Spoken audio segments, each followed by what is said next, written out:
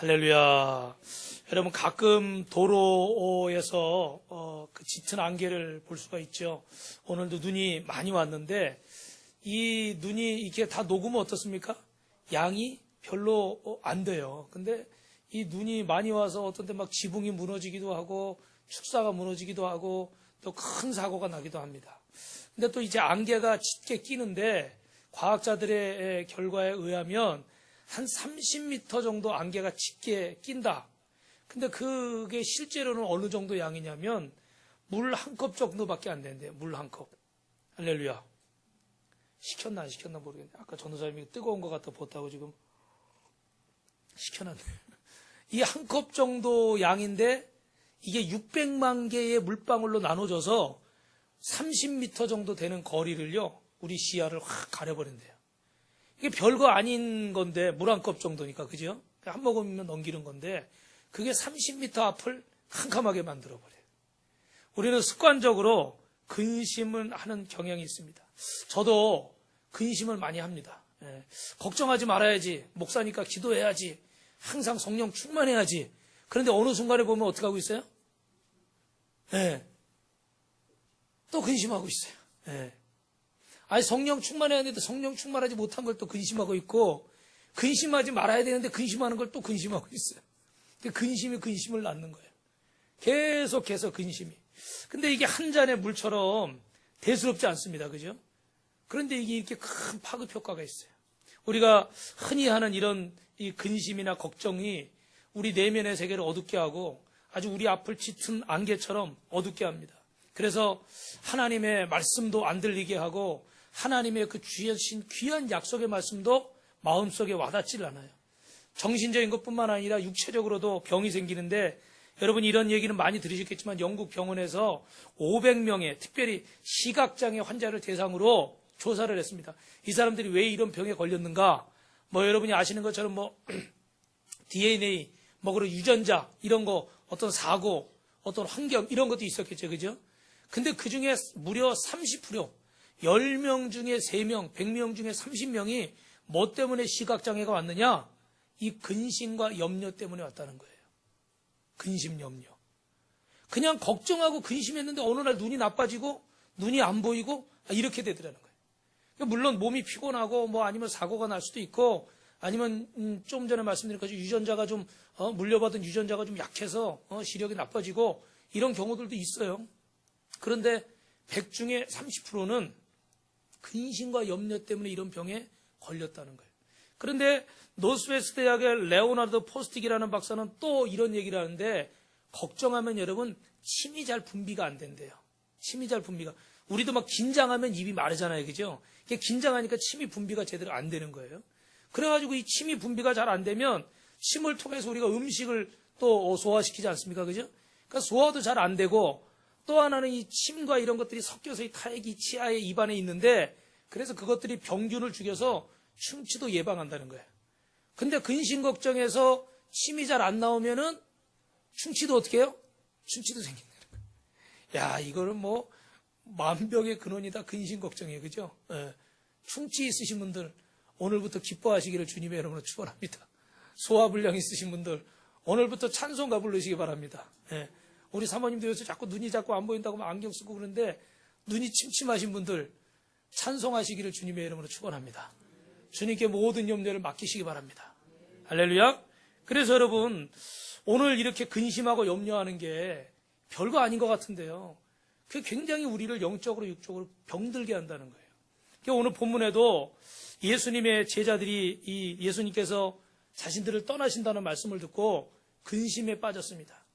그리고 제자들뿐만 아니라 이 요한복음을 기록할 당시의 이 초대교회 교인들도 주님이 떠나신다고 하니까 마음에 근심하기 시작했어요. 우왕좌왕합니다. 왜 그러냐면 이때까지 주님을 의지하고 주님을 따라왔단 말이에요, 그죠? 병든 자도 고치시고 문제 있는 자도 해결하시고 가난한 자도 부하게 하시고 심지어는 죽은 자도 살리시고. 할렐루야. 손 들고 아멘하면 얼마나 좋을까. 할렐루야. 저 뒤에서 막 손이 막 올라오네. 자꾸 정혜진 집사 생각나게 하지 마세요. 간 사람은 간 사람인데 자꾸 거기 생각하면 안 되잖아요. 성도들이 걱정을 해요. 왜냐하면 내가 여태까지 의지하고 내가 여태까지 믿었던 대상인데 이 대상이 어느 날 갑자기 사라지는 거예요. 여러분 쉽게 생각하시면 자녀가 부모님을 의지하고 살았습니다. 그 부모가 진동으로 하십시오. 부모가 뭘 했든지 간에 어떤 능력이 있건 없든지 간에 자식이 부모를 의지하고 살아왔어요. 그런데 어느 날 갑자기 부모님이 떠나셨어요. 그럼 마음이 어떻겠습니까? 얼마나 공허하고 괴롭겠어요. 저는 저희 아버님이 오랫동안 병상에 누워 계시다가 하늘나라 가셨는데도 그 자리가요 너무 크게 느껴지더라고요. 사실 경제적으로 도움이 안 돼요. 누워 계시니까 오히려 약값이 들어가고 병원비가 들어가지 도움이 안 돼요. 그런데도요 그분이 계신 것만으로도 마음이 어떻게 해요? 든든한 거예요. 그죠? 근데 병든 아버님이라도 안 계시니까 마음이요 너무 외롭더라고요. 사랑하는 성도 여러분, 오늘 이 성도들의 제자들의 마음이 그렇습니다. 근데 주님은 더 놀라운 일을 행하신 분 아닙니까? 그런데 그분이 갑자기 어디를 가신다는 거예요. 그것도 잠깐 어디 갔다 온다는 게 아니라 어떻게 해요? 죽으러 가신대요. 그리고 죽었다가 며칠 만에 또 살아나시겠다. 도대체 이해할 수 없는 아주 알쏭달쏭한 그런 말을 하시는 겁니다. 그래서 성도들과 제자들은 불안해하고 걱정하고 근심했습니다. 그런데 오늘 본문에 예수님께서 뭐라고 말씀하세요? 한번 따라 하십니다. 너희는 근심하지 마라. 아니 근심할 상황을 안 주시면 되잖아요. 근데 나 죽으러 간다. 이렇게 말씀해 놓고 나서 근심하지 말라. 여러분 어떻게 하면 우리가 근심하지 않고 살 수 있을까요? 너무 근심하고 걱정하는 게 당연한 건데 누가 죄송합니다. 자식이 밖에 나갔는데 빨리 들어오지만 않아도 무슨 일인가 걱정이 되는 거 아닙니까? 그죠? 남편이 운전하고 어디 회사 갔는데 제 시간에 안 들어오면 무슨 일 있나? 걱정되는 거 아니에요? 갑자기 안 하던 전화를 가족 중에 누가 했다. 그러면 그것도 무슨 일이 있는 거 아닌가? 저도 우리 아버지부터 여러 사람들이 가족들이 많이 아프고 그러니까 전화만 걸려오면요 막 긴장이 되는 거예요. 이거 무슨 일 있는 거 아닌가? 그런 때가 있어요. 근데 어떻게 여러분 근심하지 않고 살 수 있겠어요? 근데 오늘 성경이 우리에게 이렇게 말씀합니다. 우리 1절 말씀 같이 읽어보실까요? 14장 1절 시작. 너희는 마음에 근심하지 말라. 하나님을 믿으니 또 나를 믿으라. 한번 따라 하십니다. 하나님의 성품과 능력을 의지하면 근심에서 해방됩니다. 할렐루야. 그래서 여러분 하나님을 잘 믿으면 근심에서 해방된답니다. 창세기 17장 1절에 아브라함이 99세 때 여호와께서 아브라함에게 나타나서 그에게 이르시되 나는 전능한 하나님이라 너는 내 앞에서 행하여 완전하라. 할렐루야. 창세기 28장 15절에 내가 너와 함께 있어 내가 어디로 가든지 너를 지키며 너를 이끌어 이 땅으로 돌아오게 할지라 내가 내게 허락한 것을 다 이루기까지 너를 떠나지 아니하리라. 할렐루야. 이 약속의 말씀을 하나님이 주셨어요. 누가복음 12장 6절에 보면 예수님께서는 참새 5이 아시리온 둘에 팔리는 것이 아니냐. 그러나 하나님 앞에서는 그 하나라도 잊어버린 바 되지 아니하신다 그랬어요. 근데 마태복음 10장 29절에 보면 한 아시리온에 참새 2마리가 팔린답니다. 그러니까 지금 2 아시리오니까 참새 4마리는 산 거고 한 마리는 어떻게 돼요? 덤으로 준 거예요. 제가 전에도 설명했지만 여러분 우리 그 초등학교 다닐 때 보면 그 앞에 병아리 파는 아저씨들이 계시잖아요. 그죠?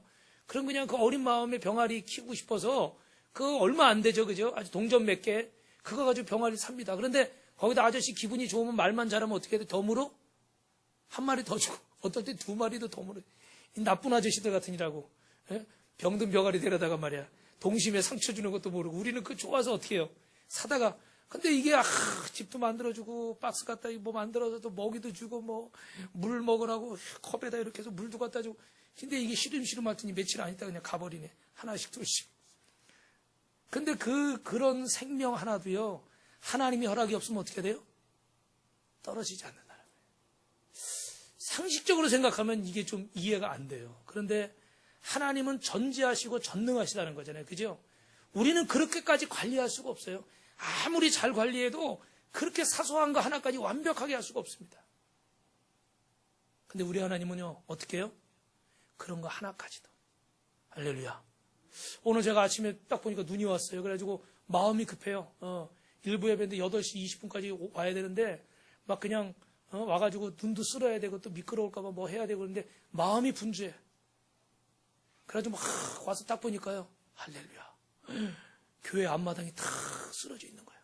탁 눈을 쓸어놨을 때가. 그래서 깜짝 놀랐어요. 우리 성도님 중에 우리 여기 장로님 권사님들 중에 누가 와서 눈을 쓸으셨나.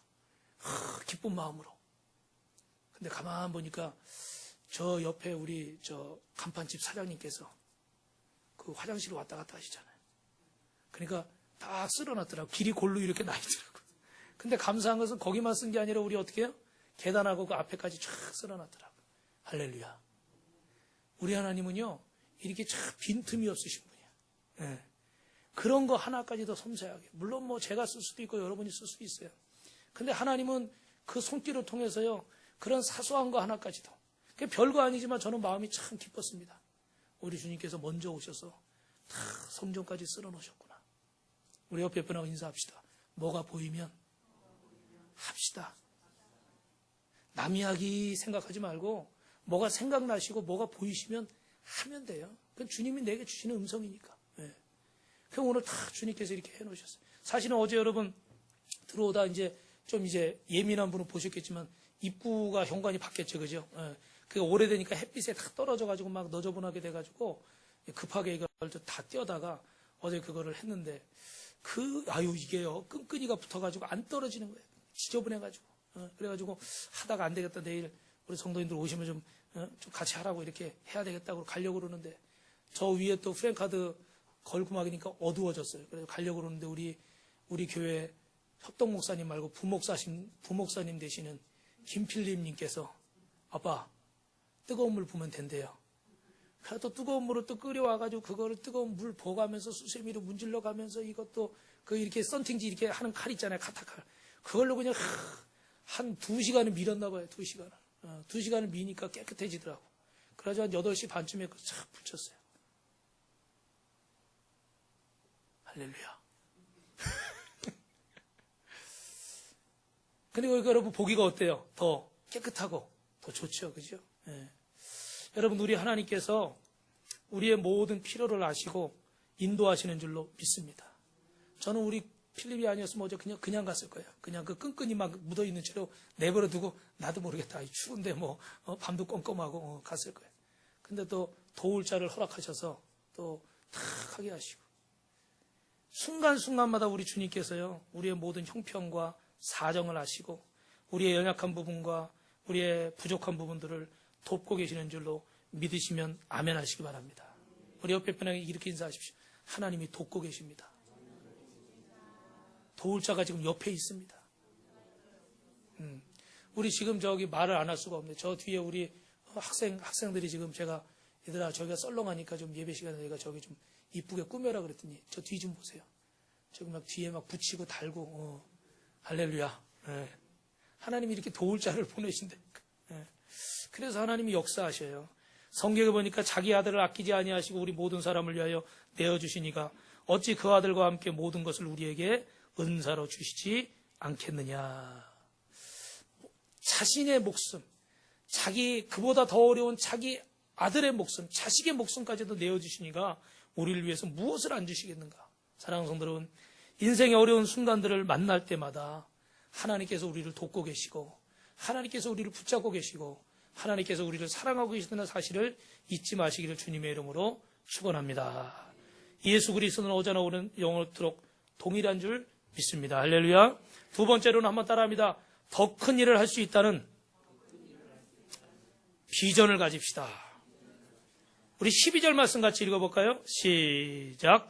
내가 진실로 너에게 이르노니 나를 믿는 자는 내가 하는 일들 그보다 큰 일도 하리니 이는 내가 아버지께로 감이니라. 할렐루야. 여러분 하나님 앞에서 우리가 더 큰 일을 할 수 있고 하나님이 주신 비전과 기도의 응답의 확신을 가질 때 우리는 근심에서 해방되는 줄 믿습니다.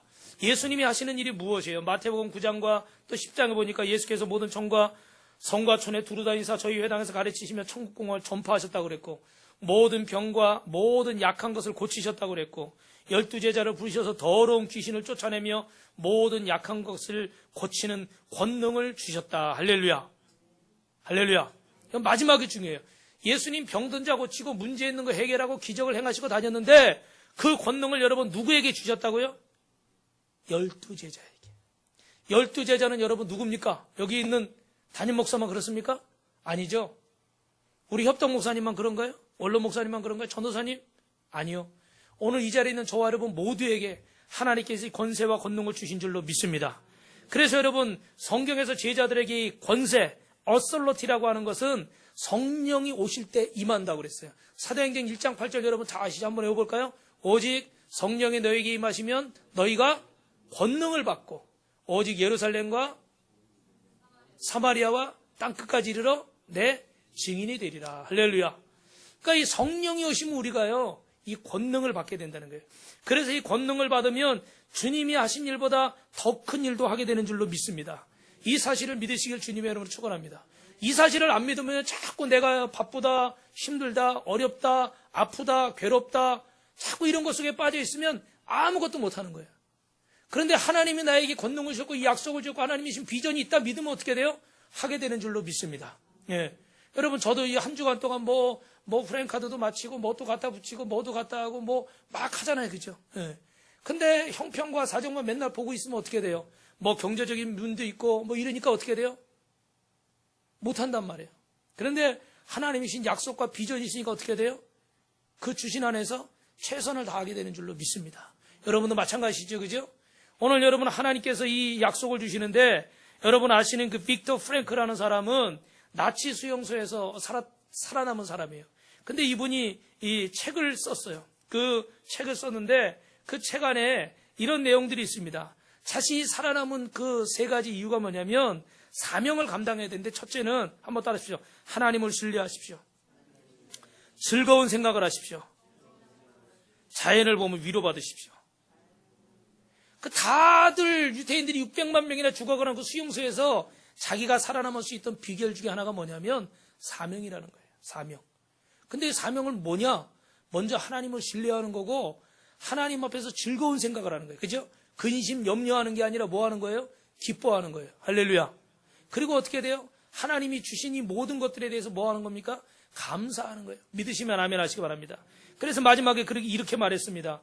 내가 꼭 해야 할 일을 발견한 사람은 반드시 살게 되어 있다. 우리 그런 말도 있잖아요. 사명이 있는 자는 사명을 다할 때까지 죽지 않는다. 그 아프리카의 선교의 아버지 리빙스턴이 또 한 말이잖아요. 그죠? 짐승에게 물려서 그 다리인가요? 팔이 잘리면서도 사명이 있는 자는 사명 다할 때까지 죽지 않는다. 내가 사명이 없었으면 그 사자밥이 됐을 거예요. 근데 사명이 있으니까 어떻게 돼요? 팔이 잘렸는지 다리가 잘렸는지 그래도 어떻게 해요? 살게 되더라는 거예요. 오늘 사랑하는 성도 여러분, 하나님이 내게 주신 이 약속을 붙잡고 하나님이 내게 주신 사명을 붙잡으면 우리는 분명히 살게 될 줄로 믿습니다. 어느 교회 목사님이 어느 모임에 가세요. 그래서 하나님이 주신 비전들을 이렇게 나누는데 어떤 분이 그거 듣고 있다가 꿈이 굉장히 이렇게 컸나 보죠. 그러니까 어떤 목사님이 옆에서 누가 듣고 있다 그랬대요. 아유, 벌써 그런 꿈을 꾸십니까?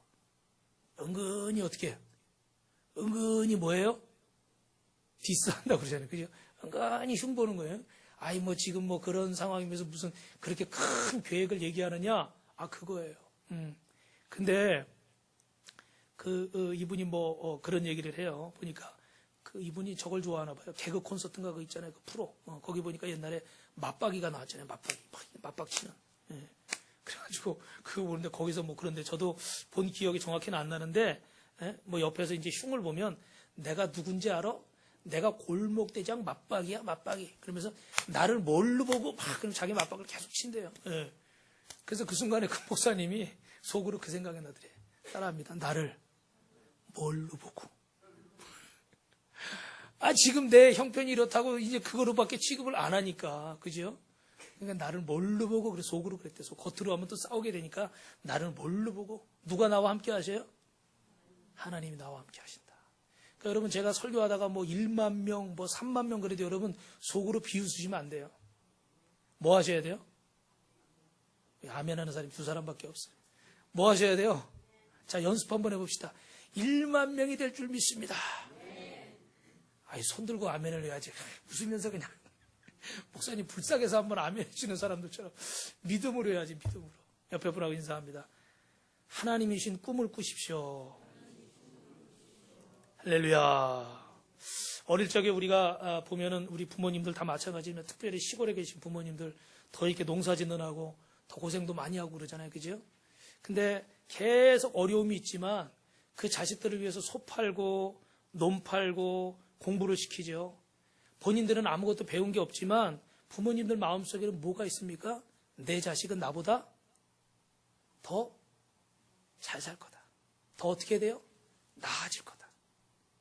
쉽게 말하면 판사도 되고 검사도 되고 의사도 되고 선생님도 되고 목회자도 되고 사장님도 되고 할렐루야. 내 자식은 나보다도 나을 것이다.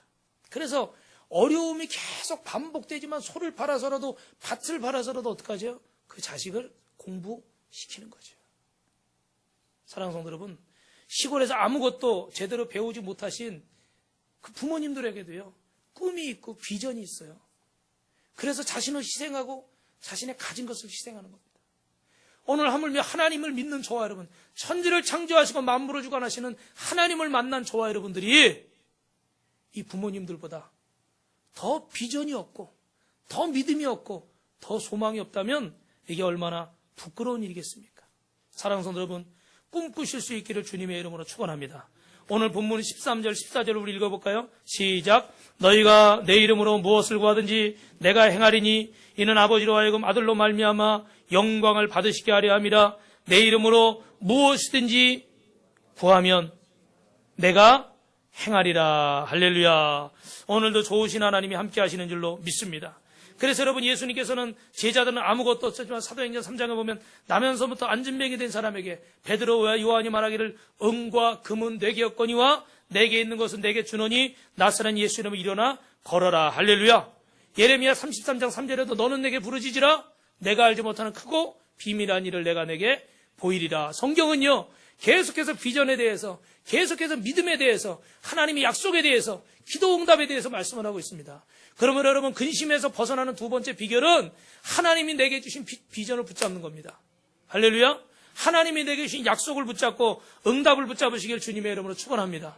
한 번 더 따라 하시겠습니다. 나를 바라보면, 내 형편 바라보면 형편 없어집니다. 맞죠? 그죠? 형편을 바라보면 자꾸 형편이 없어요. 그러니까 우리는 자꾸 눈을 어디로 들어야 돼요? 주님께로 향해야 되는 거예요. 그러니까 우리 복음성가에 되죠. 기도할 수 있는데 왜 걱정하십니까? 기도하면서 왜 염려하십니까? 박수 치면서 기도할 수 있는데 왜 걱정하십니까? 걱정하십니까? 기도하면서 왜 염려하십니까? 하십니. 주님 앞에 무릎 꿇고 주님 앞에 무릎 꿇고 간구해 보세요. 마음을 정결하게 뜻을 다하여 기도할 수 있는데 왜 걱정하십니까? 걱정하십니까? 기도하면서 왜 염려하십니까? 왜 염려하십니까? 할렐루야. 우리 옆에 분에게 인사하십시오. 걱정하지 마십시오. 성도님은 더 큰 일을 할 수 있습니다.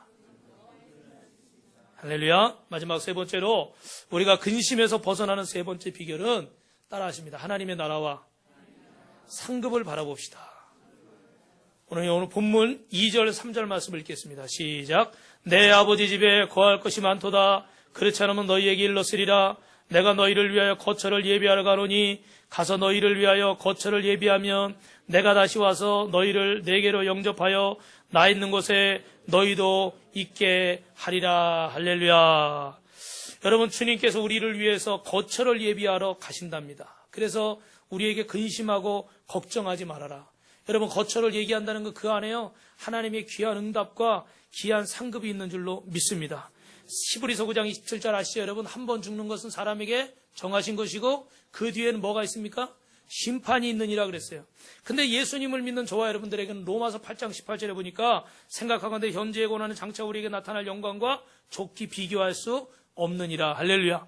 그러니까 지금 당장 우리가 근심과 염려와 걱정할 수밖에 없는 여러 가지 문제, 뭐 건강의 문제, 신앙의 문제, 자식의 문제, 부부간에 고부간에 이루 말할 수 없는 여러 가지 문제들이 있지만 그 문제들 속에서 우리는 어떻게 돼요? 장차 우리에게 나타날 뭐를 바라봅니까? 하나님의 영광을 바라보라는 거예요. 하나님이 주실 그 영광, 그 상급은 지금 우리가 당하고 있는 그 어떠한 것보다도 어떻게 돼요? 비교가 되지 않는다는 거예요. 할렐루야. 할렐루야. 여러분, 이 확신이 우리에게 있어야 돼요.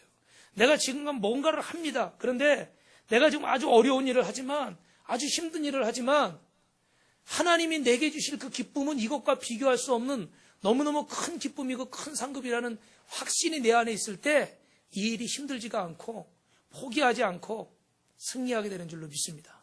그렇죠?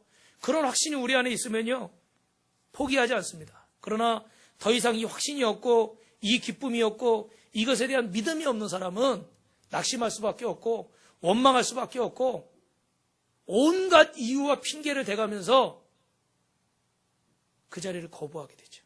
그죠? 예배를 드리고 나면요, 예배 드리고 나서 나에게 주신 하나님의 은혜와 기대, 그 감격을 맛본 사람은 자꾸 예배를 드리고 싶어요. 자꾸 말씀을 듣고 싶고 찬양하면서 은혜를 받는 사람은요, 자꾸 찬양을 막 하고 싶어요.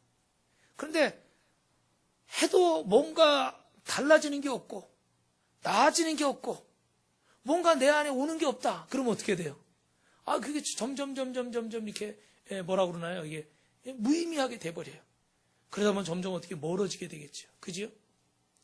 근데 그 안에 하나님이 주실 그 상급을 바라보면 지금 당장은 내 앞에 뭐가 없고 상급이 없고 원하는 게 당장 이루어지지 않았어도 결국을 행하실 하나님의 역사를 바라보고 그 상급을 믿는 사람은 지금 내 눈앞에 당장 뭐가 없어도, 다른 어떤 것이 없어도 끝까지 믿음의 길을 가게 되는 줄로 믿습니다. 이게 참 중요해요. 그죠? 그러니까 하나님의 상급을 믿는 사람은 지금 한숨 쉬면서 안 되는구나 그리고 포기해버리고 낙심하는 게 아니라 어려워도 그 길을 간다는 거예요. 청교도 성경학자였던 매튜엘리, 여러분 그 빨간색, 그 회색 그런 주석책 많이들 목사님들 있죠. 그죠? 그 매튜엘리라는 분이 쓴 건데 그분은 이런 말씀을 했어요.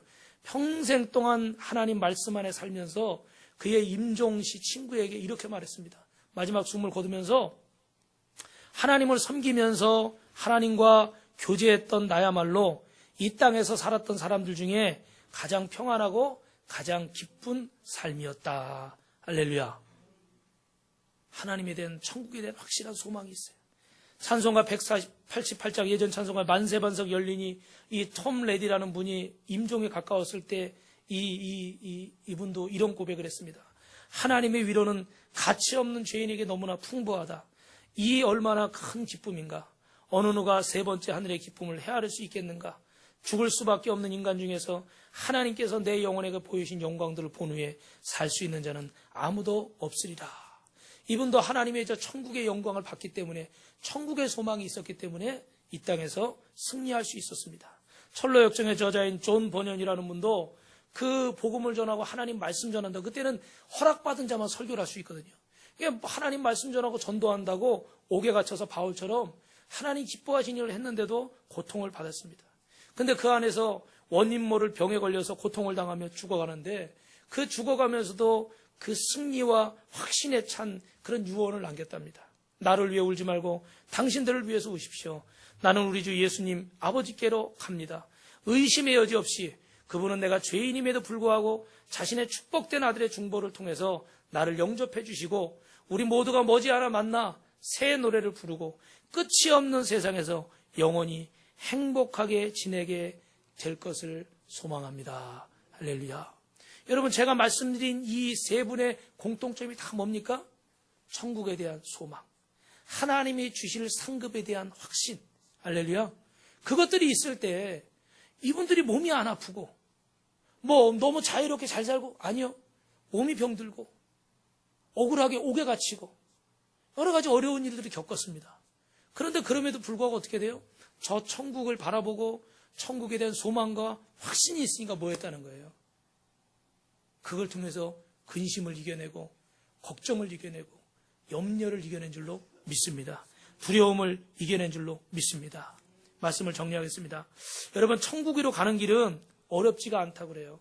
우리가 뭐 예를 들어 경부고속도로 타고 끝까지 가면 어디가 나옵니까? 부산이 나오죠. 그죠? 예. 그리고 서해안고속도로 쫙 타고 가면 어디가 나올까요? 목포. 예. 그리고 또 이제 중부고속도로 타고 탁 쭉 가면 어디가 나옵니까? 통영이 나옵니다. 이 길만 쭉 따라가면요, 그 목적지가 나오는 거예요. 오늘 우리 예수님께서 요한복음 14장 오늘 본문 6절에 내가 곧 길이고 진리고 생명이니 나로 말미암지 않고는 아버지께로 올 자가 없느니라.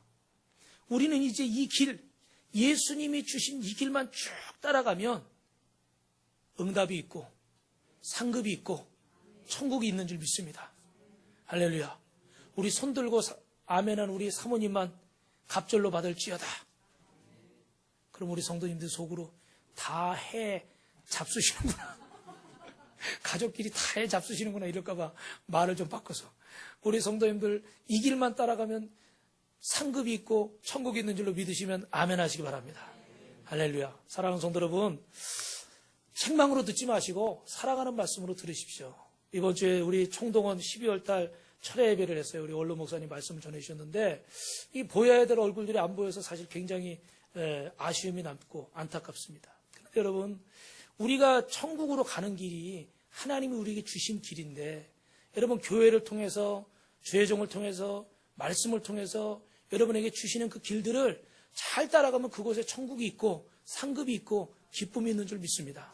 이번 주에도 우리 원로 목사님이요, 참 이제 3번째 하시니까 드디어 이제 진액이 나오고 있어요. 그전에는 맛보기였고 이번 주부터 진액이 나오고 있어요. 다음에 이제 더 진한 진액이 나올 것 같은데, 우리 마태복음 26장인가요? 예수님께서 기도하신 그 내용을 가지고 깨어 있으라라는 제목으로 말씀 전해 주셨는데, 첫 번째는 시험에 들지 않게 깨어서 기도하고, 두 번째는 어떻게 돼요? 두 번째 뭐였죠? 갑자기 저도 생각이 안 나려고 그러네. 예. 목사님, 두 번째 뭐였죠? 끝까지 기도하고, 세 번째는 합심해서 기도하고. 할렐루야. 근데 거기 첫 번째가 깨어서 기도하는 건데, 우리가 여러분 뭐 아시는 분도 계시겠지만 우리가 시험을 받는 게 크게 2가지잖아요. 그죠? 사단에게, 또 하나님이 주신 시험도 있어요. 근데 하나님이 주시는 시험은 테스트예요. 테스트. 그거는 이제 계속 우리 믿음을 연단시켜서 더 강하게 더 큰 믿음 만들려고, 더 큰 상급 주시려고. 할렐루야. 그런데 이제 두 번째 사단이 주는 시험은 템프테이션, 그래서 그건 유혹이거든요. 유혹은 사단이 어떻게 우리를 넘어뜨리려고, 우리를 잡아뜨리려고, 낙심시키려고, 그런 게 있어요. 그러니까 우리가 여러분 신앙생활하면서 이런 2가지 시험을 만나게 되는데, 여러분 하나님 앞에서 예배에 드리고 기도하는 것은 하나님이 주신 테스트인 줄 믿습니다. 그래서 어려운 일이 생겼을 때 더 기도하면 어떻게 돼요? 하나님이 더 큰 응답을 받고, 더 힘든 상황인데도 하나님을 예배하면 하나님이 더 큰 복을 받는 거예요. 근데 사단이 주는 이 유혹 시험에 넘어가면 어떻게 돼요? 그거는 넘어지고 깨지고 부서지게 되잖아요. 하나님께서 우리에게 주신 이 길만 따라가면 하나님의 응답과 기적이 있는 줄로 믿습니다. 사랑하는 성도 여러분, 우리가 정말 이 땅에 살면서 주님을 위해서 수고하고 또 주님을 위해서 기도하고 주님을 위해서 예배할 때 하나님께서 저와 여러분에게 염려와 근심이 떠나가게 하시고 결국은 승리하게 되고, 결국 마지막에는 어떻게 돼요? 저 천국이라는 귀한 소망을 우리에게 허락하실 줄로 믿습니다. 우리 옆에 분하고 마지막으로 인사하고 마치겠습니다. 근심에서 벗어납시다.